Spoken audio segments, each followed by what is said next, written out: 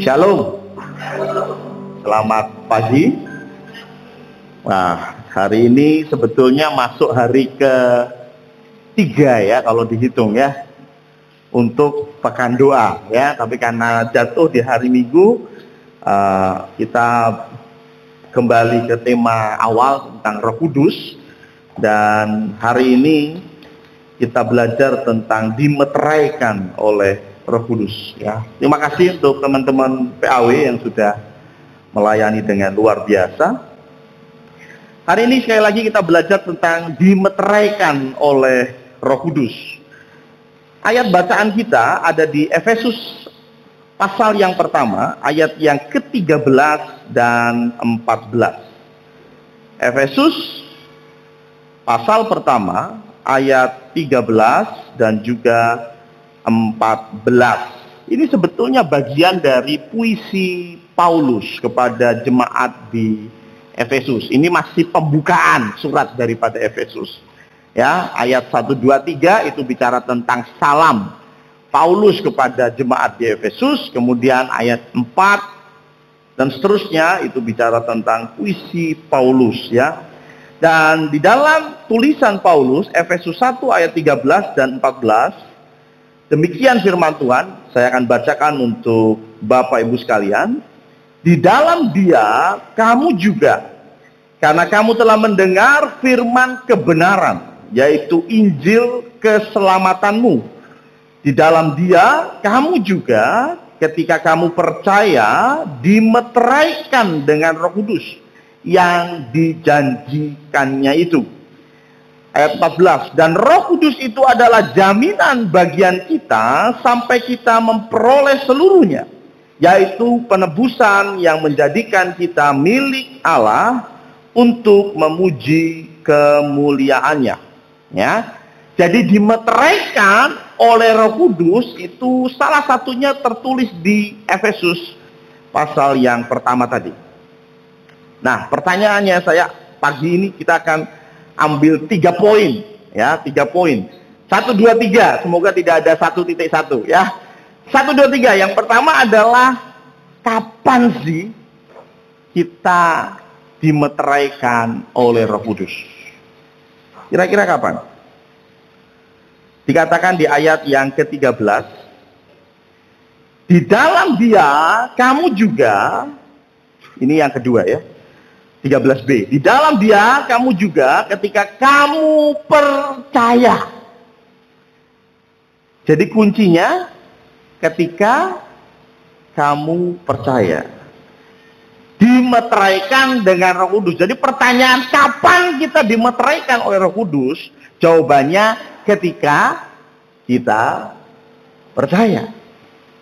Jadi ketika saya percaya, kalau saya percaya tanggal 3 Januari 2005, ya berarti saya dimeteraikannya 3 Januari 2005. Sebelum itu, saya belum dimeteraikan. Tapi setelah saya percaya, maka saya akan dimeteraikan oleh Roh Kudus. Saya kira jelas sekali ayat ini, tidak perlu dibahas lebih lanjut.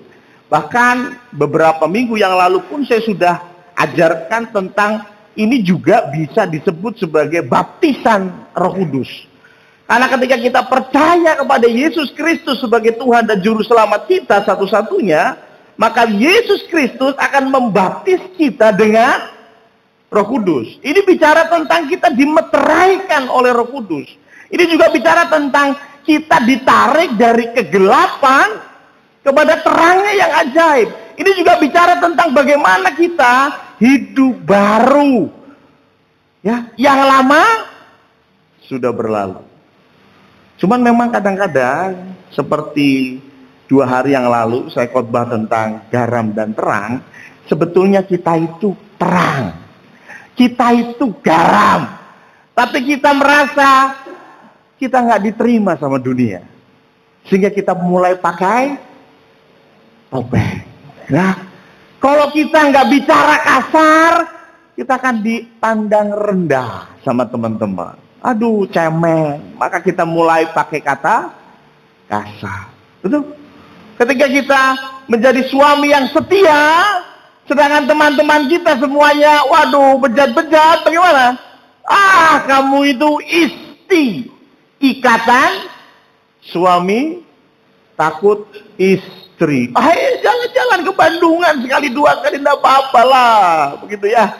Karaoke sekali dua kali enggak apa-apa, takut sekali kau sama istri, betul?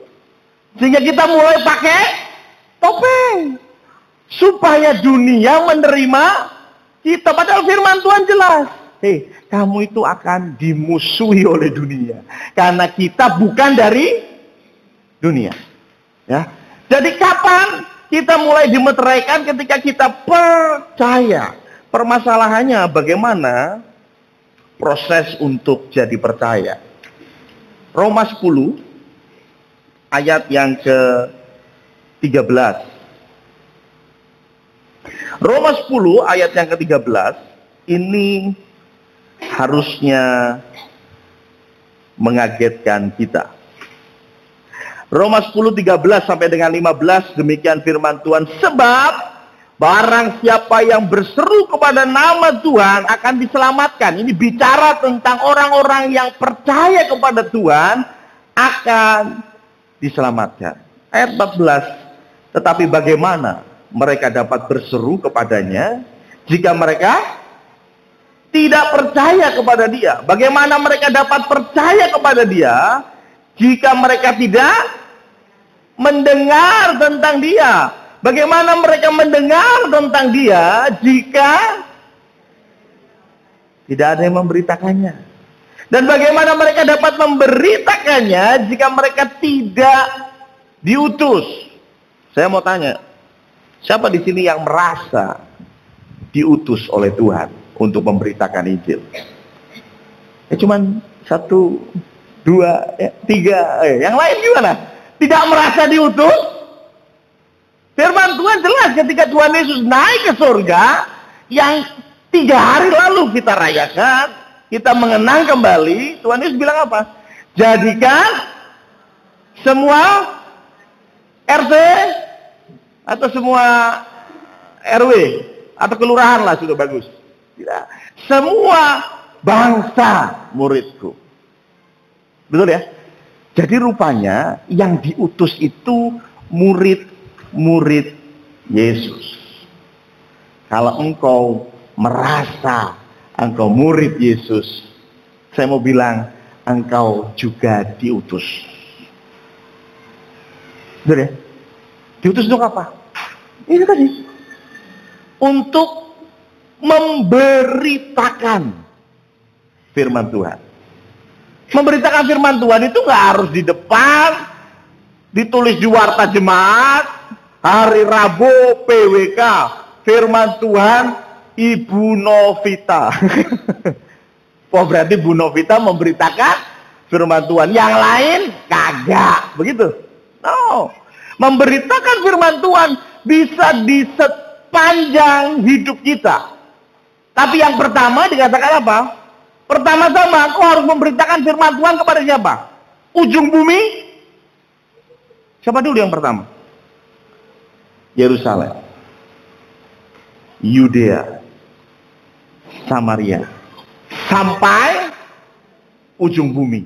Jadi rupanya untuk memberitakan firman Tuhan juga kita nggak boleh asal mangap, gampangnya begitu ya. Ada urutan. Yang pertama Yerusalem, Yudea, Samaria, ujung bumi. Ada penafsir mengatakan yang paling mudah memberitakan firman Tuhan ya yang ada di sekelilingmu. Karena Tuhan Yesus bilang ini ketika kita ada di Yerusalem. Ketika murid-murid ada di Yerusalem, maka Tuhan bilang apa? Beritakanlah mulai dari Yerusalem. Saya yakin kalau Tuhan Yesus naik ke surganya di Semarang, pasti ayatnya beda. Beritakanlah Injil mulai dari Semarang, Jawa Tengah, Indonesia, sampai ujung bumi. Gitu toh. Karena dari Semarang. Jadi bagaimana aplikasi kita? Kita sadar bahwa orang dimeteraikan oleh Roh Kudus ketika dia percaya. Pertanyaannya bagaimana dia percaya?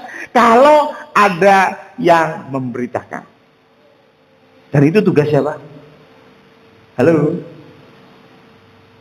Tugas siapa? tugas murid Yesus. Nah, tinggal pertanyaannya, Anda murid Yesus bukan ya? Kalau Anda merasa bukan murid Yesus, oke lah, Anda tidak punya kewajiban untuk memberitakan. Tapi kalau engkau murid Yesus, dikatakan kita ini diutus. Mulai dari yang paling dekat. Siapa paling dekat? Keluarga. Tapi uniknya, anehnya, kita malah jarang bicara firman dengan keluarga. Ya, jujur saja. Kehidupan keluarga saya saja, nggak usah jauh-jauh. Ayah saya pendeta, tahulah semua ya. Ayah saya pendeta, tapi seingat saya, bahkan saya sudah lupa saya. Seingat saya, kami itu jarang makan dan berdoa bersama. Berdoa pasti. Mau makan pasti berdoa. Nah, itu salah satu dari 5 doa setiap hari ya kan. Bangun tidur, doa makan 3 kali, dan sebelum tidur. Ya, jadi kita juga punya waktu 5 waktu untuk doa ya, minimal ya. Ketika saya dengan ayah saya atau dulu dengan mami saya, kita makan bareng begitu, mostly kita doa sendiri-sendiri gitu ya. Siapa cepat, dia dapat gitu ya, karena keburu ayamnya habis. Jadi kita doa tuh sendiri-sendiri gitu. Saya kadang berpikir gitu ya, kita hanya doa bareng itu ketika misal ulang tahunnya adik, kita kumpul doa bareng gitu ya. Tapi bukan doa masalah makanannya, lebih kepada doa untuk yang ulang tahun gitu ya.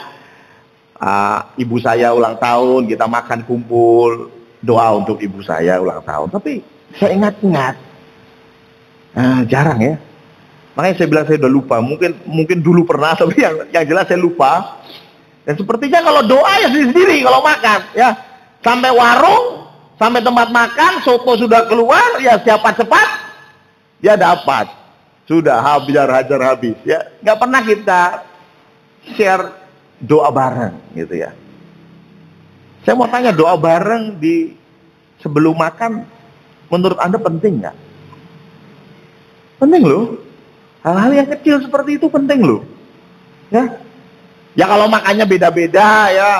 Misalnya Mas Danu makan di kantor, Tika makan di rumah ya, susah ya doa bareng ya. Tapi kalau pas makan berdua di warung, makan berdua sebelah-sebelahan, bukankah itu waktu yang tepat untuk doa bareng? Tapi jujur, kok saya di keluarga saya nggak gitu ya. Tapi rupanya memang, bahkan saya banyak bertanya tentang Alkitab, banyak berdiskusi tentang Alkitab, bukan dengan ayah saya.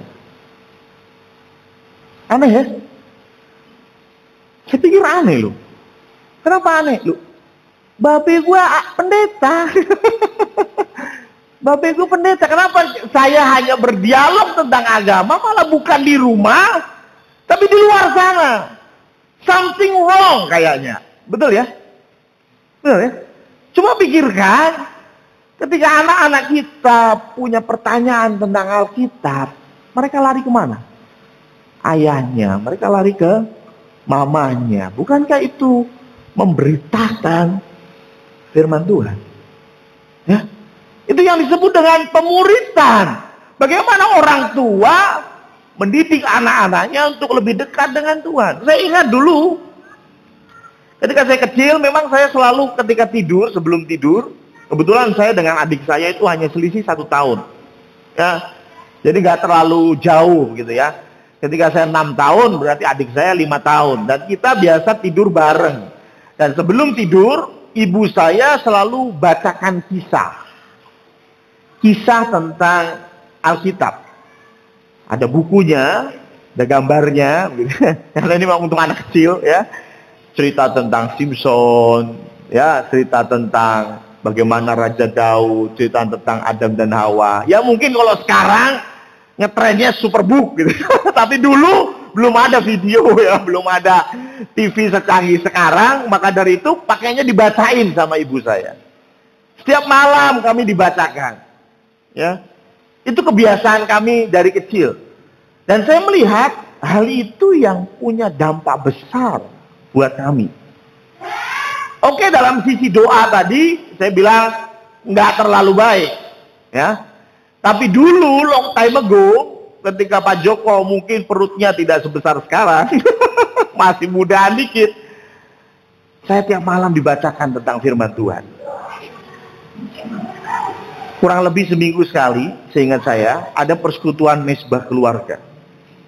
Ya, kita kumpul dan kita menyanyi puji-pujian. I know itu nggak berlangsung sampai lama, dan kayaknya ketika pindah ke Semarang udah nggak lagi, gitu ya. Mungkin ayah saya sudah banyak kesibukan di gereja ini ya. Baru ingat saya di gereja ini ya. Sudah banyak kesibukan sehingga tidak lagi dilakukan. Tetapi dulu ketika saya sebelum di Semarang, artinya saya kurang dari 10 tahun, ada mesbah keluarga di rumah, ya. Dan itu yang saya bisa lihat, kami berempat punya akar yang cukup kuat. Ya. Makanya saya bersyukur legacy warisan orang tua saya yang paling besar bukan rumah. Rumah nyicil sendiri sampai pusing kita. Ya, warisan yang paling besar bukan mobil. Warisan kedua orang tua saya yang paling besar bukan ijazah. Ada yang bilang ijazah itu warisan orang tua yang paling besar. Ini loh, kamu sudah disekolahin orang tua, ya. Tapi ada satu warisan yang terbesar, yaitu ketika orang tua saya mengenalkan saya dengan Kristus. Amin. Beliau mendengar, menceritakan tentang Yesus Kristus, dan saya mendengar. Dan ketika saya mendengar, saya percaya. Dan ketika saya percaya, saya dimeteraikan oleh Roh Kudus. Jadi kita semua punya andil di dalam proses pemeteraian ini. Kalau Bu Brenda tidak mau ajak Bigel dan Noel untuk mengenal Tuhan, jangan harap mereka dimeteraikan oleh Roh Kudus. Mulailah memberitakan firman Tuhan. Dari mana? Keluarga. Keluarga dulu. Bikin mesbah keluarga.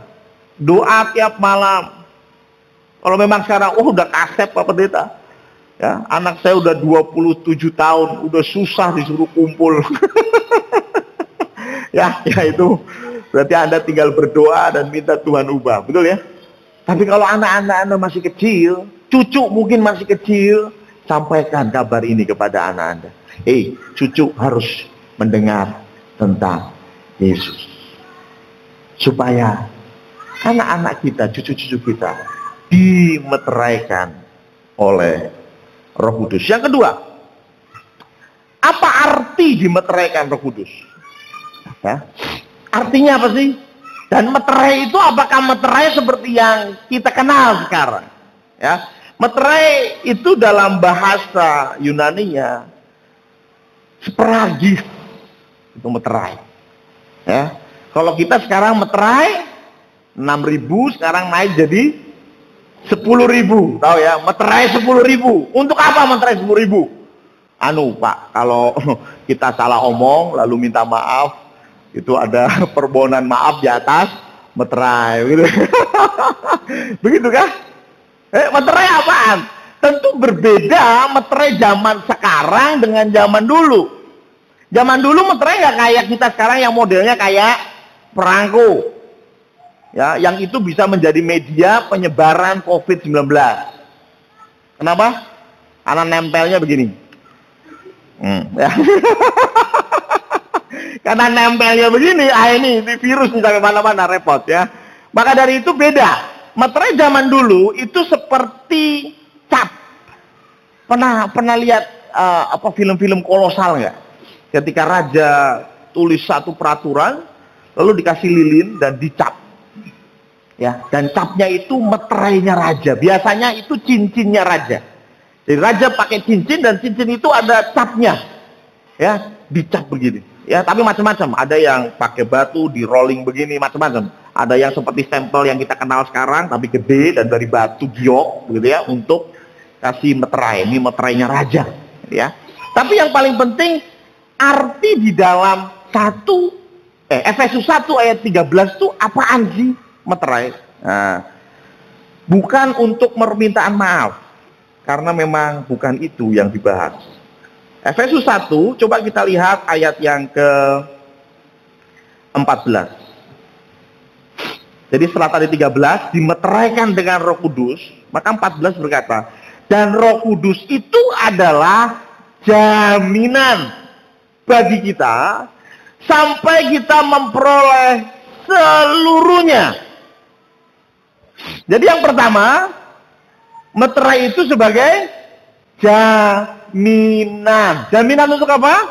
Memperoleh seluruhnya. Apa itu?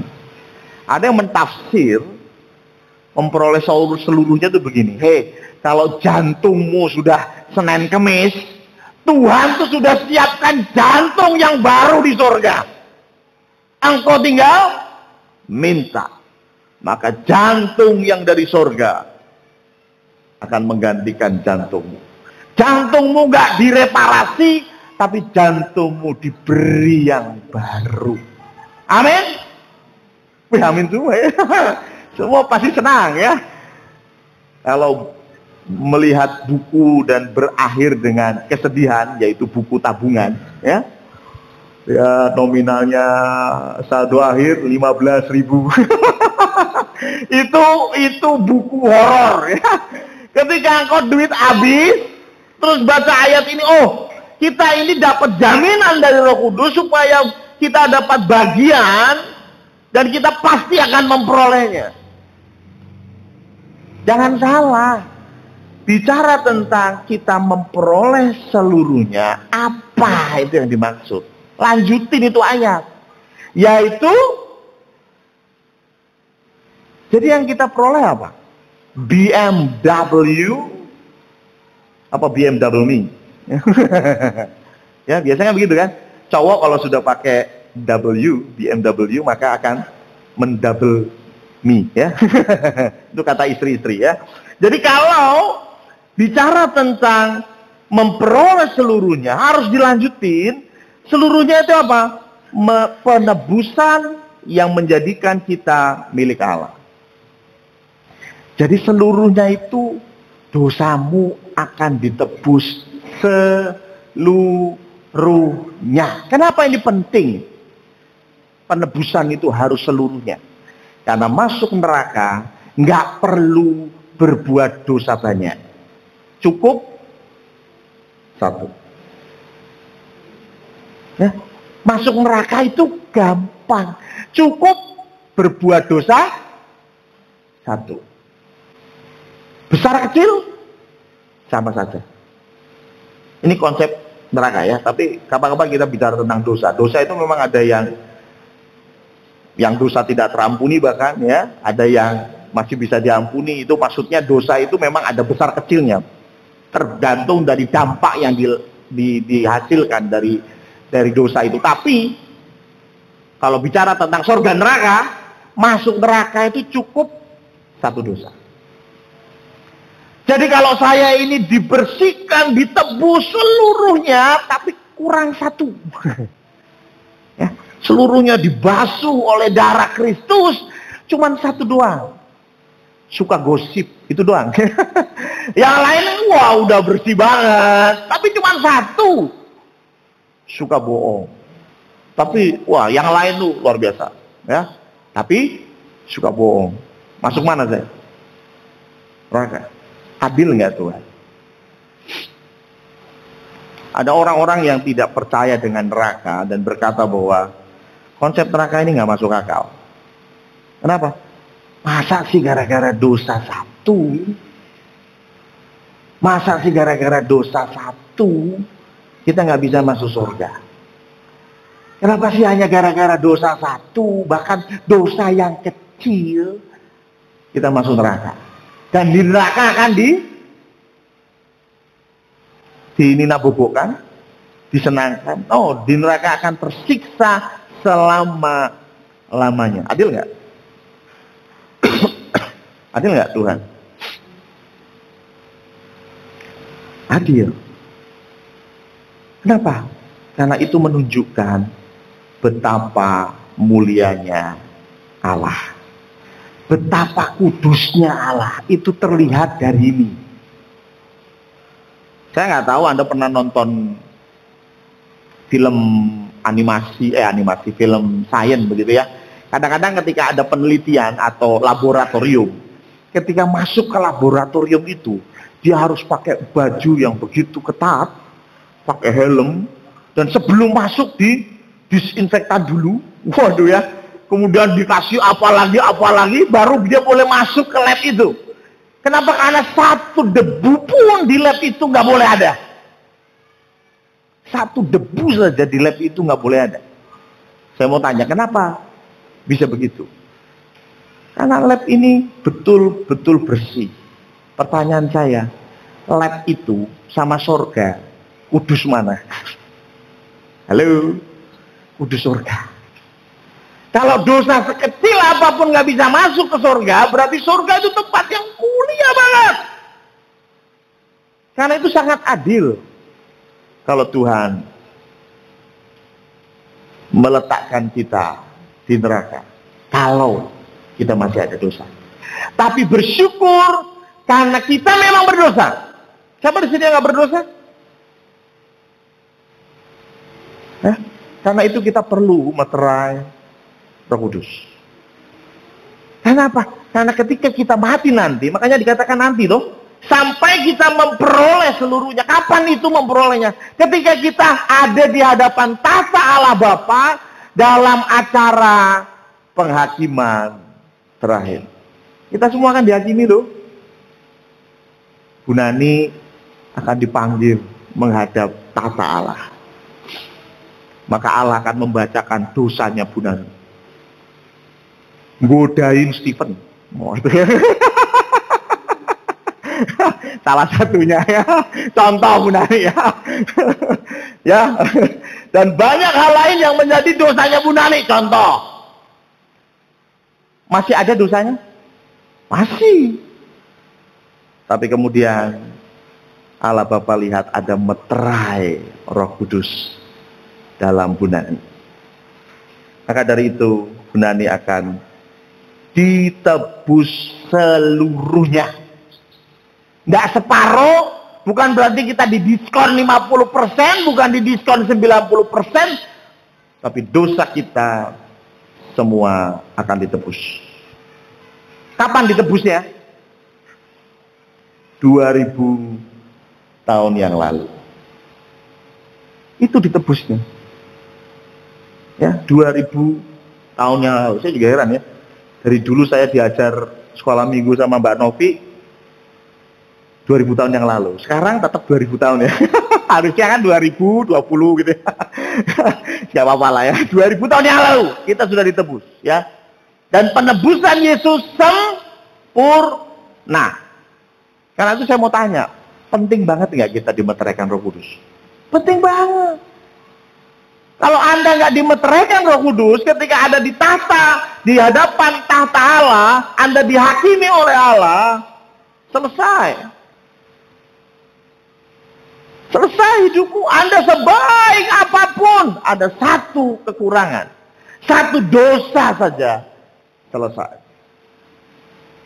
Tapi yang kedua, bicara tentang dimeteraikan Roh Kudus, selain jaminan kita untuk mendapatkan penebusan. Makanya ini dikatakan penebusan itu bicara tentang rohani.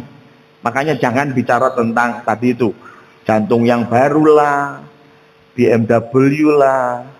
Tapi ada loh firman Tuhan yang bilang, cari dahulu kerajaan Allah dan kebenarannya. Terus habis itu apa? Maka semua kan ditambah padamu. Haleluya, haleluya. Maka semua akan ditambah padamu. Semua di sini apa? Ini bicara jasmani. Tadi malam doanya khotbahnya Steve tentang doa bagus, ya. Khotbahnya Steve tentang doa bagus. Bukan Steve-nya yang bagus, ya. Khotbahnya Steve bagus, ya. Doa bagaimana? Ada aspek jasmani, ada aspek rohani. Ini tadi bicara keseluruhan, itu bicara rohani, betul ya? Kita akan ditebus. Tapi aspek jasmani Tuhan kasih nggak? Kasih. Makanya firman Tuhan bilang, maka semua akan ditambahkan padamu. Tapi ini cerita apaan ini ya? Coba Matius 6 ayat 33. Saya jadi kepikiran ini ya. Matius 6 ayat 33. Jangan sampai kita salah tafsir. Matius 6 ayat 33. Yang tadi saya bacain, saya nyanyikan lebih tepatnya ya. Semua akan ditambahkan kepadamu. Apanya yang semua? Ada yang menafsirkan ini yang semua ini. Oh berarti kalau mencari kerajaan Allah dan kebenarannya, maka mobil akan ditambahkan kepadamu. Amin. Wah, sudah pintar ya. Hati-hati bilang amin ya. Ya, ini dikatakan semua ditambahkan kepadamu. Ada yang bilang bahwa oh ini firman Tuhan bilang. Maka dari itu anak Tuhan harus punya mobil. Mobilnya juga jangan mobil imut kayak punya Pak Pendeta. Shockbreaker-nya keras. Ya, aduh ya kasihan saya ya. Ya apakah begitu? Ya, kalau punya mobil minimal kayak mobilnya Pak Andreas Chandra. Wah ya, saya nggak boleh tulis merek di jangan ya. Ya minimal kayak mobilnya Pak Andreas Chandra. Peleknya minimal dimodif gitu ya. Apakah begitu? Semua ini apa? Ingat ini ayat, kita harus mundur 2-3 ayat sebelumnya. Bicara apa sih? Semua yang dicari bangsa-bangsa tidak mengenal Allah akan tetapi sebelumnya lagi maaf. 31, sebab itu janganlah kamu khawatir. Apakah yang kami makan? Apakah yang kami minum? Apakah yang kami pakai? Makan, minum, pakai. Semua dicari oleh bangsa-bangsa yang tidak mengenal Allah. Tetapi Bapamu yang di surga tahu bahwa kamu memerlukan semuanya itu. Baru bicara semuanya akan ditambahkan kepadamu. Berarti semuanya itu yang mana? Makan, minum, pakai. Betul? Ya, kalau Tika kemudian mengundang saya makan, Mas Yoyo, ini ada sate ayam, ada sop buntut sapi, waduh ya. Dan di sini ada nasi goreng. Semuanya untuk Mas Yoyo. Berarti yang mana? TV boleh? Nggak boleh. Emang ada ya. Loh katanya semuanya Tik. Itu ada mesin cuci nganggur kayak bawah ya. Oh ya ditempiling gitu. Loh semuanya sini loh. Ya. Nasi goreng, sop, sate. Ini semuanya itu. Nggak yang lain. Tapi yang menarik memang Tuhan bilang, Tuhan tahu semuanya itu kita perlu. Kalau agak sedikit longgar lah ya tafsirannya. Berarti yang diperlukan oleh kita, Tuhan sediakan. Itu baru amin. Pesawat jet pribadi. Perlu? Anda naik mobil saja mabuk. Tekan pesawat jet pribadi. Nggak perlu. Kok kemana? Itu biar kalau pergi ke rumahnya Bu Yamte bisa naik jet pribadi. La ilaha illallah. Ya kan? Ya buat apa? Anda cuma kemana-mana, paling gedung batu, Sampangan. Ini mentok di situ. Perlu apa Anda mau beli jet pribadi? Betul? Kalau engkau perlu, pasti Tuhan sediakan. Carilah dahulu kerajaan Allah. Kembali. Tadi saya ini malah bicara tentang jasmani ya. Yang kedua, yang pertama tadi jaminan. Jadi 2.1 itu jaminan. Arti dari meterai Roh Kudus, dimeteraikan oleh Roh Kudus adalah jaminan. Yang kedua, bicara tentang meterai Roh Kudus, kita kembali ke Efesus 1 ayat yang ke 14 berarti sekarang. Yaitu penebusan yang menjadikan kita milik Allah. Jadi meterai zaman dulu itu selain tadi yang dicincin dan lain sebagainya itu, meterai ini juga untuk memberi tanda satu properti milik siapa. Contoh, Bapak Ibu pernah ke desa-desa kampung-kampung nggak yang mereka masih punya ternak? Biasanya di pantat mereka, maksudnya mereka itu sapi dan kambing ya. Di pantatnya itu ada meterai loh ya. Bukan meterai 10.000, bukan. Itu meterai apa? Biasanya pakai logam panas ya.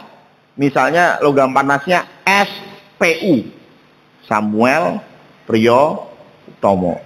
Ada sapi yang saya beli. Saya mau beli ini sapi. Maka sapi ini pantatnya akan dikasih logam panas itu. Nyos! Ini Pak SPU. Berarti ini sapi milik gue. Gitu ya. Ya, jadi itu meterai. Dan meterai itu kalau udah dikasih di satu benda, satu binatang, ini menjadi milik kepunyaan yang punya meterai. Ya, saya tidak mau menyamakan kita dengan sapi, tapi memang begitulah. Dan yang menarik, Anda tahu, tato itu untuk apa? Tato, tahu ya tato ya? Tato itu apa? Sama. Zaman dulu yang ditato itu budak. Ditato apa? Naga keren. Ngimpi gitu. Ditato di belakangnya ada sayap. Wih keren ya. Begitu ya? Enggak. Budak ditato sesuai siapa yang punya. Wow. Seperti sapi. Jadi kalau ada budak di sini ditato, di belakang ditato atau di kaki ditato, tatonya apa? Misalnya Danu. Oh, berarti punyanya Danu. Atau biasanya mereka punya simbol keluarga, gitu ya. Ada simbol keluarga, oh berarti ini punya keluarganya Pak Bowo, oh ini punya keluarganya Pak Budi, gitu ya. Budak itu juga dimeterai, memang pakainya tato. Makanya ada yang bilang, boleh nggak orang Kristen ditato? Boleh nggak? Biasanya yang pengen menato dirinya bilang boleh. Ya, ya boleh nggak? Makanya kalau kita lihat Wahyu yang paling sering, bukan nama orang ya, kitab Wahyu ya. Kitab Wahyu yang sering kita dengar yaitu 666. Itu kan sebetulnya meterai tuh. Di kepalanya, di dahinya ada tulisan, ada angka dari si binatang itu. 666. Itu berarti dia milik setan. Intinya begitu ya. Dimeteraikan berarti ini budaknya setan. Sedangkan Ulangan 6 ayat 4 bilang bahwa kita ini dimeteraikan oleh Tuhan ya. Dengarlah hai orang Israel ya. Dan tulislah itu di dahimu. Berarti bicara tentang meterai juga. Kita ini miliknya Allah. Pertanyaan balik, tato boleh nggak? Tergantung. Kan dulu itu budak. Sekarang masih ada budak nggak? Nggak ada. Ya, perbudakan ekonomi oke lah. Nanti saya sama mana nih. Tapi kalau budak secara real nggak ada lah. Ya kayaknya sekarang seluruh dunia udah nggak ada. Ya dulu tahun 1950-an di Amerika pun masih. Kulit hitam dan kulit putih itu masih. Apartheid masih di Afrika Selatan. Tapi kalau bicara 2021 kayaknya udah nggak ada deh. Ya. Terus bagaimana? Budak apa tato boleh nggak? Tergantung motivasi kita. You mau tato buat apa? Kalau tato karena memang kamu punya luka dan bentuknya membuat kamu kurang percaya diri, ya sudahlah. luka itu dikasih tato supaya lebih indah. Boleh? Menurut saya boleh. Menurut saya boleh. Kenapa ini? Tapi kalau tato hanya untuk pamer, menurut Anda punya tato untuk diapain? Diperlihatkan. Setuju? Tato itu kan seni. Ya, ada yang bilang tato itu boleh, oh tato itu kan seni. Ya memang seni. Seni pasti diperlihatkan. Contoh, lagu. Mbak Novi bilang, saya nyiptain lagu Om Yoyo. Wah, bagus sekali saya ciptakan lagu. Ya udah, coba saya dengerin. Oh, rahasia. Gak mungkin ya. Pasti Mbak Novi pengen, ini loh, dengerin. Aku punya lagu baru, betul ya? Pasti kita pengen tunjukin seni itu kepada orang lain. Kita punya lukisan yang indah. Bilang kepada Pak Tri, aku punya lukisan keren. Coba aku lihat. Rahasia. Itu on itu namanya. Artinya apa kalau engkau punya tato, engkau bilang ke tato itu seni, bahaya. Coba kamu ditato di atas pantat begini. Biasanya cewek-cewek ya. Cewek-cewek kasih tato di atas lipatan pantat. Kira-kira semenjak ada tato itu, kamu pakai baju yang bagaimana? Hah? Ya pasti yang atas pantat itu kelihatan. Kalau bisa turun dikit. Kenapa? Anda mau tunjukin ke seluruh dunia, nih tato gue keren, betul nggak? Ya, ada lagi yang aneh-aneh, tato di mana? Di sini. Kalau cowok sih masih mending, cewek kan jadi enak, betul? Kenapa? Karena mereka akan sengaja mempertontonkan itu. Coba cek, ya, untuk apa? Betul? Untuk apa? Kalau nggak ada gunanya, udah nggak usah lah. Firman Tuhan bilang, semua itu boleh, tapi tidak semua berguna. Semua boleh, tapi tidak semua membangun. Kalau memang karena luka, bakar yang parah, dan engkau nggak pede, karena ditato jadi lebih pede, membangun nggak? Boleh. Ya. Tapi kalau nggak ada angin, nggak ada hujan, lu tato sembarangan, buat apa? Dan yang kedua, kulit kita itu nggak akan seperti ini selamanya, percaya saya. Perut saya itu nggak seperti ini sejak lahir. Ya, mungkin Anda berpikirnya yang jemaat-jemaat yang mungkin baru 5 tahun, 10 tahun di sini, mungkin mikirnya saya dari lahir sudah begini ya. Tapi saya yakin, ini ada Bu Tanto di sini. Selamat datang Bu Tanto. Bu Tanto ini pasti masih ingat saya dulu ya Bu ya. Ya 25 tahun yang lalu lah. Pasti Bu Tanto masih ingat lah. Kira-kira saya segagah ini enggak? Enggak ya? Waduh, kurus kering. Bahkan sama si Reza aja kurusan saya ya. Artinya tubuh kita ini berubah. Anda punya tato di sini sekarang keren. Coba 50 tahun lagi, kulit udah keriput. Tatomu seperti apa ya? Dan itu nggak bisa dihapus. Ya, sekarang masih muda, masih kencang, hebat. Ya, wah ada tatonya ya. Tapi kayak gitu keriput, tulisannya mengkeret, gambarnya nggak karu-karuan, gitu kan? Dia kalau itu gambar apa? Ditarik dulu kulit nih. Ya. Karena kulitnya udah molor.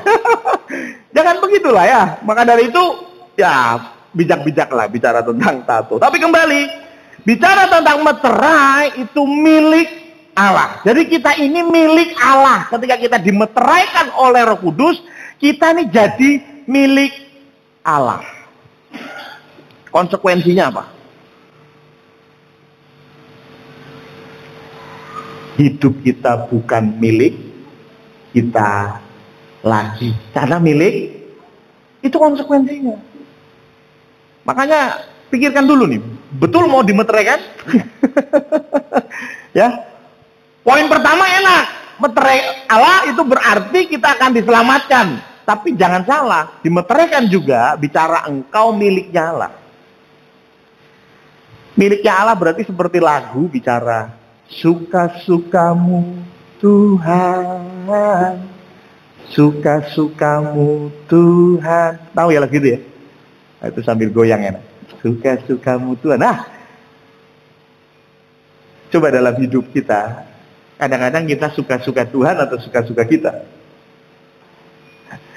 Seperti khotbahnya Steve tadi malam. Dalam doa kita seringnya, nah, ketika kita berdoa kita bilangnya apa? Tuhan berkati aku. Tuhan pulihkan aku. Tuhan aku. Semuanya untuk aku. Padahal setelah Steve belajar tentang doa Bapa kami, hanya satu saja bicara tentang aku. Berikanlah kepada kami makanan kami yang secukupnya. Selain itu bicara tentang berkat rohani. Tapi terkadang kita, Tuhan, aku pengen naik pangkat Tuhan.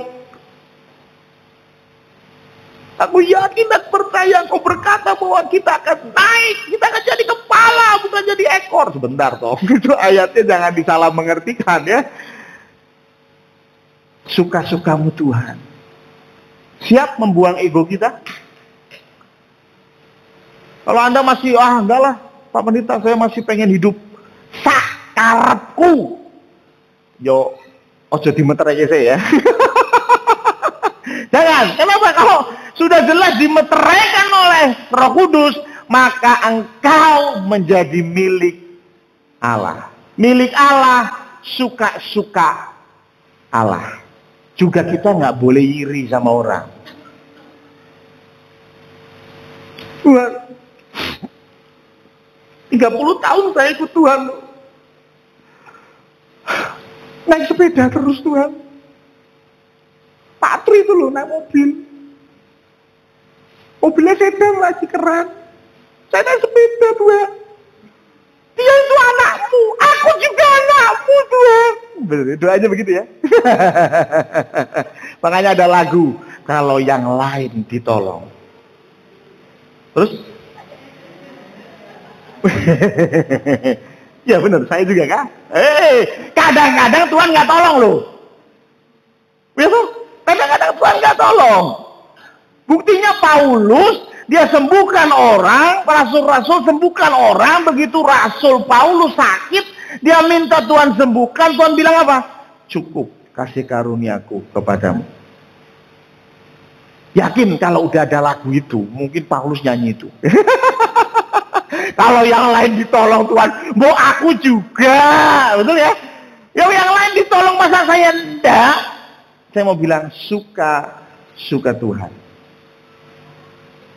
Berat loh. Itu membuang keegoan kita. Kadang-kadang kita iri sama orang Kristen yang lain, betul? Nggak usah jauh-jauh sama satu gereja aja, sudah iri. Ada yang jadi majelis, iri. Gitu. Saya ini, dari saya lahir ceprot, saya di Condrokusumo. Wong kaya ini baru 5 tahun ini Condro, sudah di majelis. Orang genah di pendetanya. Ada yang begitu. Suka-suka Tuhan. Kalau engkau dikasih ladang pelayanan dimanapun, suka-suka Tuhan. Jangan komplain, Tuhan saya tuh ikut Tuhan dari dulu muda sampai sekarang Tuhan. Selalu aktif di kepanitiaan, ikut doa Selasa. Tapi kok yo posisinya tetap perkap. Ya, setiap ikut panitia pasti jadi perkap. Ora perkap, keamanan. Tuhan kapan saya jadi seksi konsumsi? Bisa makan banyak. Betul ya? Kadang-kadang kita iri, lupa. Kamu itu milik Allah. Ya saya juga gak bisa jawab. Tapi ya suka-suka Allah. Ya, suka-suka Tuhan. Tuhan bilang bahwa ada perabotan di dalam rumah itu yang mulia untuk tujuan mulia. Ada perabotan yang kurang mulia untuk tujuan kurang mulia. Kadang-kadang ini ditafsirkan sama dengan kehidupan jasmani. Oh, berarti kalau yang naik mobil, yang pangkatnya majelis, itu ada di posisi mulia. Sing ngomong sopo? Mulia dari pandangan Allah. Ketika engkau dipakai Tuhan untuk banyak menobatkan orang, untuk banyak membawa jiwa-jiwa kepada Yesus, saya mau bilang, engkau dipakai untuk pekerjaan yang mulia. Betul? Dan jangan berpikir bahwa satu hal yang kita lakukan secara langsung itu pasti lebih mulia. Saya kasih contoh. Ada satu desa, saya lupa nyiapin slide-nya, maaf. Ada satu desa di India. Desa ini miskin sekali. Bahkan rata-rata penghasilan mereka satu hari kurang dari $1 US dollar. 1 US dollar sekarang sekitar 15.000 lah, katakanlah biar gampang. Jadi satu hari mereka hanya dapat penghasilan 15.000. Satu bulan 450.000. Ada di sini yang gajinya kurang dari 450.000. Vero jangan angkat tangan, karena engkau bukan gaji, itu uang saku. Kadang-kadang begitu tuh. Kita pikir, oh saya Pak, ini saya cuma dapat 10.000 sehari ya, ini sangu. Ya, sangu gitu ya. Anda bekerja dan engkau dapat 450.000 sebulan, coba. Ini desa miskin. Desa miskin, tapi yang luar biasa, mereka punya komitmen untuk penginjilan. Bagaimana? Setiap mereka masak, mereka akan ambil segenggam beras. Misalnya jatahnya mau masak segini, ambil segenggam, kumpulin. Dan itu semua diserahkan kepada gereja. Sama gereja, beras-beras tadi mereka jual, dan uangnya untuk kirim misionaris untuk memberitakan Injil. Saya mau tanya, mulia nggak pekerjaan dari orang-orang di desa ini? Mulia. Mereka nggak naik mobil mewah, mereka tidak punya gelar dukun di depannya, BKN, ya, diaken ya. Mereka nggak punya gelar TNT, penatua, nggak ada. Ya, bahkan mereka nggak sekolah, mereka betul-betul hidup sederhana, tapi mereka dipakai Tuhan untuk pekerjaan yang mulia. Betul? Ya. Ketika engkau mau terus-terus dipakai Tuhan, tentu Tuhan akan tempatkan engkau di tempat-tempat yang mulia. Tapi jangan berpikir mulia dari pandangan manusia. Jadi 2.2, arti daripada meterai adalah milik Allah. Karena itu dalam menjalani hidup, no complain. Amin. No complain. Jangan pernah komplain, suamiku kayak begini Tuhan, istriku kok kayak begini Tuhan, pekerjaanku kok kayak begini Tuhan. Lakukan yang terbaik, Tuhan pasti pakai engkau, karena engkau milik Allah. Oke, yang ketiga, yang terakhir. Tadi yang pertama kapan, yang kedua arti, yang ketiga tujuan. Oke, sebetulnya udah jelas juga sih ya. Tapi kembali menekankan Efesus 1 ayat 14 dikatakan demikian. Yaitu penebusan, ayat 14 yang B ya, yaitu penebusan yang menjadikan kita milik Allah. Nah, ini baru tujuannya. Untuk apa? Memuji kemuliaannya.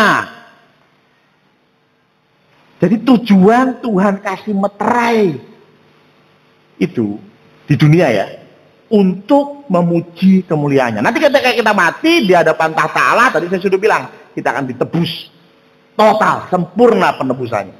Tapi di dunia untuk memuji kemuliaannya. Dan ini pas dengan ayat 1 Korintus 6 ayat 20. 1 Korintus 6 dari 19 deh. 1 Korintus 6 ayat 19. Atau tidak tahukah kamu bahwa tubuhmu adalah bait Roh Kudus yang diam di dalam kamu? Ini meterai Roh Kudus. Roh Kudus yang kamu peroleh dari Allah, dan bahwa kamu bukan milik kamu sendiri. Pas ya, sama kayak tadi ya. Kamu bukan milik kamu sendiri. Nah, baru ayat 20. Sebab kamu telah dibeli dan harganya telah lunas dibayar. Karena itu muliakanlah Allah dengan tubuhmu. Jadi sama tujuannya, muliakan Allah. Pertanyaannya, emang Allah belum mulia, makanya kita harus memuliakan Allah. Memang Allah belum besar, maka kita harus besarkan nama Tuhan. Oh, berarti nama Tuhan belum besar ya? Bagaimana? Hey, halo. Gimana nih ya? Bagaimana dikatakan kita memuliakan Allah, padahal Allah sudah mulia? Sudah mulia banget? Yes. Anda tidak memuliakan Allah sekalipun, Allah tetap mulia. Pertanyaannya kenapa sih? Kok Tuhan pengen kita memuliakan Allah? Padahal Allah sudah mulia. Matius 5 kayaknya. Ayat 16. Matius 5 ayat 16. Ini PDP hari pertama.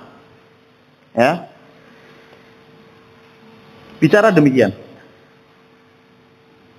Demikian hendaknya terangmu bercahaya di depan orang, supaya mereka melihat perbuatanmu yang baik dan memuliakan Bapamu yang di sorga. Jadi memuliakan Bapa di sorga itu melalui perbuatan baik. Salah satunya. Ya. Kenapa? Karena kalau 2 hari yang lalu Anda ikut di PDP, saya bicara bahwa kita ini terang dunia. Yesus juga terang dunia. Nah terus yang benar sih, Yesus terang yang betul-betul orisinil, sedangkan kita ini memancarkan terang Kristus.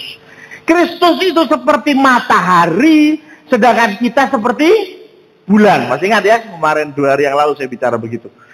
Kalau mataharinya nggak ada, ya kita nggak akan bisa terang. Kalau kita nggak punya Yesus di dalam hati kita, ya kita nggak akan bisa memancarkan terang. Jadi artinya kita ini merefleksikan terangnya Yesus. Dan ketika kita merefleksikan terangnya Yesus, disitulah kita memuliakan Allah. Jadi memuliakan Allah nggak sekedar cuman memuji Tuhan selalu. Tapi kalau ada orang yang sedang kesusahan, disyukur-syukur ke. Begitu kan? Enggak. Tuhan bilang apa? Bahwa perbuatanmu yang baik dan memuliakan Bapamu di surga. Jadi Bapa di surga itu bukan butuh dimuliakan, bukan. Tapi supaya orang-orang mengenal Bapa melalui kita, gitu loh. Itu bicara tentang memuliakan Allah. Sebagai penutup saya kasih cerita menarik. Ada seorang anak, ini ceritanya di Eropa musim dingin, ya. Dia kedinginan sekali di luar restoran. Dia kedinginan sekali, anak yatim mungkin ya, dia sendirian kedinginan di depan restoran. Kemudian ada banyak orang yang lalu lalang di hadapan dia dan semua nggak ada yang peduli. Sampai suatu kali ada satu bapak-bapak, dia berhenti dan bilang, "Nak, kamu kedinginan." "Iya Bapak." "Ikut saya." Anak itu dibawa masuk ke restoran, dikasih sup hangat. Anak ini makan dengan lahap. Kemudian di depan restoran itu ada toko jual jaket. Kemudian bapak ini datang ke toko itu dan bilang, "Saya mau beli jaket buat si kecil ini. Karena dia kedinginan di depan sana." Dibelikan jaket, dibelikan sarung tangan. Dan setelah itu bapaknya, "Sudah ya, Om pergi dulu." Sebelum omnya melangkah meninggalkan anak ini berkata, "Om sebentar, maaf. Ada apa? Apakah engkau Yesus?" Sederhana ya pertanyaannya. "Oh jangan pergi dulu, ada apa? Apakah engkau Yesus?" Anak kecil ini nggak tahu Yesus seperti apa. Yang dia tahu Yesus itu baik. Dia nggak pernah tahu Yesus wajahnya seperti apa. Dia nggak ngerti kalau Yesus sudah naik ke surga 2000 tahun yang lalu. Tapi begitu dia melihat perlakuan, perbuatan dari bapak ini, memberi dia makan, kasih dia jaket, sehingga dia bisa menghangatkan dirinya di musim dingin yang luar biasa. Dia lalu relate. Jangan-jangan ini Yesus. Maka dia bertanya, apakah engkau Yesus? Beberapa bulan yang lalu heboh babi ngepet. Ya, ada satu orang yang berkata, oh, yang babi ngepet itu tetangga saya. Kenapa? Dia bilang, ketok ini ngomah terus, tapi duitnya oke, ini mesti babi ngepet kuwi. Amin. Kenapa di babi ngepet dibawa-bawa ke khotbah ya? Bahkan ada quote yang menarik. Quote itu bilang begini, bekerjalah sekeras mungkin sehingga tetanggamu mengira kamu babi ngepet. That's good ya. That's good ya. Bekerjalah sekeras mungkin sampai tetanggamu mengira engkau babi ngepet. Wih, gile, mantap kali. Saya mau bilang, kita rubah sedikit kata-katanya. Berbuat baiklah sampai orang mengira engkau Tuhan Yesus. Amin. Sampai orang ketika ditolong oleh Mbak Novi, dia bisa bilang, Mbak, engkaukah Yesus? Betul. Ketika Pak Bowo membantu orang, sampai orang berkata, engkaukah Yesus? Betul. Atau karena perlakuan kita, mereka jadi mengerti dan mengenal siapa setan sesungguhnya. Ya, jangan sampai dari perbuatan kita harus nama Tuhan dimuliakan. Amin. Mari kita akan bersama-sama menyimak. Untuk nanti sore, pada pukul 5 sore, masih ada ibadah yang kedua, di mana pujian akan dilayani oleh Ibu Sri Wuryani, LCD oleh Saudari Veronica, firman Tuhan akan disampaikan oleh Pendeta Samuel Priyo Utomo, musik oleh Bapak Eko Budi, Saudari Bernike, dan Saudara Ronald. Senin 17 Mei 2021 pada pukul 18.30 masih ada ibadah PDP, di mana konsumsi oleh Genji, kemudian pujian oleh Diaken Suhati, musik oleh Saudara Febri, Saudara Aldo, LCD oleh Saudari Veronica, firman Tuhan akan disampaikan oleh Pendeta Samuel Priyo Utomo. Selasa 18 Mei 2021 pada pukul 18.30 PDP yang berikutnya yaitu konsumsi oleh PWK, pujian oleh Bapak Tunggoro, musik oleh Bapak Budi S, Bapak Alfian, LCD oleh Saudara Aldo, firman Tuhan akan dilayani oleh Pendeta Samuel Priyo Utomo. Rabu 19 Mei 2021 pada pukul 18.30 untuk petugas PDP, konsumsi oleh PPK, kemudian pujian oleh Bapak Budi, musik oleh Saudara Febri, Bapak Alfian, LCD oleh Saudara Aldo, firman Tuhan akan disampaikan oleh Pendeta Samuel Priyo Utomo. Kamis 20 Mei 2021 pada pukul 18.30, kemudian konsumsi oleh KPK, pujian oleh Bapak Alfian, musik oleh Bapak Budi, Saudara Aldo. LCD oleh Saudari Veronica, firman Tuhan akan disampaikan oleh Bapak Aris Munandar. Jumat 21 Mei 2021 pada pukul 18.30 untuk petugas konsumsi oleh PPA, pujian oleh Saudara Stephen, musik oleh Saudara Febri dan Bapak Alfian, LCD oleh Saudara Aldo, firman Tuhan akan dilayani oleh Bapak Aris Munandar. Untuk Sabtu 22 Mei 2021 pada pukul 18.30 untuk petugas konsumsi oleh panitia, kemudian pujian oleh Saudari Veronica, musik oleh Saudara Febri dan Bapak Firman, LCD oleh Saudara Stephen, kemudian firman Tuhan akan disampaikan oleh Pendeta Samuel Priyo Utomo. Untuk minggu depan pada pukul 16.30 ada ibadah Pentakosta, sehingga ibadah yang kedua ditiadakan karena digabung dengan ibadah yang pertama. Untuk Aser, Bapak Ibu Firman, kemudian pujian oleh Saudara Stephen, LCD oleh Saudari Veronica, firman Tuhan akan disampaikan oleh Pendeta Joko Purnomo, pengumuman dan doa oleh Penatua Paulus Sumarno, musik oleh Bapak Alfian, Bapak Budi S, dan Saudara Aldo. Laporan keuangan CA50, di mana ada pemasukan sampai saat ini sebesar Rp14.10.500.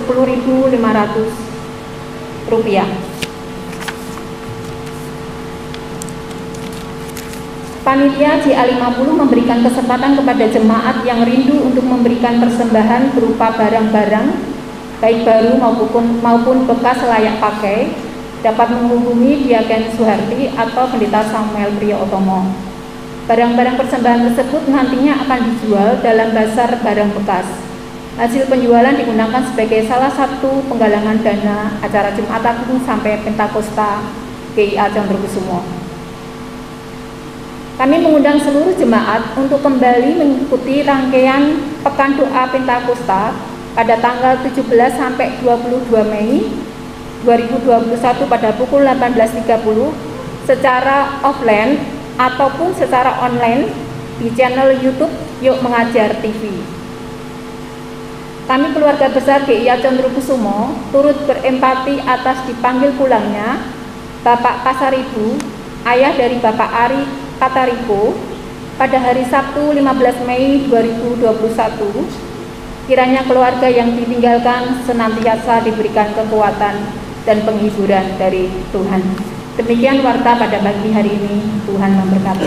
Ya, saya tambahkan beberapa pengumuman. Yang pertama, mungkin Bapak Ibu masih agak asing siapa itu Bapak Ari Pasaribu, ya. Itu siapa ya? Jadi Pak Ari ini suaminya Mbak Arini, ya. Mbak Arini adiknya Pak Purwo, ya. Cuman karena Bang Ari ini memang tinggal di Jakarta, jadi sesekali kalau pas ke Semarang memang bergereja datang ke sini, tapi tentu nggak mungkin tiap minggu kelihatan, ya, karena memang pekerjaannya di Jakarta paling 2 bulan sekali, sebulan sekali datang. Dan terlebih ada pandemi ini agak susah dia harus ke Semarang, ya. Kalau Mbak Rininya sih memang masih di Gedung Batu, ya. Dan ayah anda beliau yang dipanggil Tuhan. Jadi ini beliau ke Medan, ya. Ke Medan ini masih dalam perjalanan mungkin, ya, untuk ke Jakarta. Nanti dari Jakarta lanjut naik pesawat ke Medan. Yang pertama itu. Yang kedua, saya mau tanya panitia jualan nggak depan? Oh enggak, ya sementara off dulu, ya jualannya. Yang ketiga adalah PDP kita lakukan secara live streaming juga. Jadi kalau untuk Bapak Ibu yang tidak bisa hadir, bisa mengikuti di channel Yuk Mengajar. Yang biasa absen adalah Mbak Tipu, ya. Ya, selalu komen, ya. Aduh, ya shalom itu karena saya tahu namanya. Wah, ini Mbak Tipu pasti, ya. Ya, jadi yang lain silahkan kalau yang berhalangan bisa mengikuti dari rumah. Dan yang keempat terakhir adalah untuk Ricky Marendra. Bangkit berdiri. Weh, Vita, selamat ulang tahun, ya. Tuhan memberkati. Kita kasih aplaus, ya. Waduh, terima kasih. Selamat ulang tahun sekali lagi Mas Ricky Marendra yang ke berapa nih? 27. Ya, 27 tahun, ya. Dan yang terakhir ini saya jadi bingung ini, ya. Karena Bu Tato, Reza dan adiknya Reza, ya. Ya betul. Kakaknya. Ya, Ricky dan Reza. Oke, ya. Maaf, saya lupa ingat, ya. Namanya maksudnya. Wajah kalian pasti saya ingat, ya. Beliau sudah lama sih di sini, ya. Jadi ini kalau saya tanya jemaat yang baru datang kayaknya bukan juga, ya. Tapi sekali lagi selamat datang Bu Tanto dan Reza juga Ricky, ya, untuk bersama-sama beribadah di tempat ini. Selain mereka bertiga, apakah ada yang baru pertama ke gereja ini? Oke, sudah, ya. Mari kita bangkit berdiri, kita akan tutup ibadah kita dengan doa syukur, ya.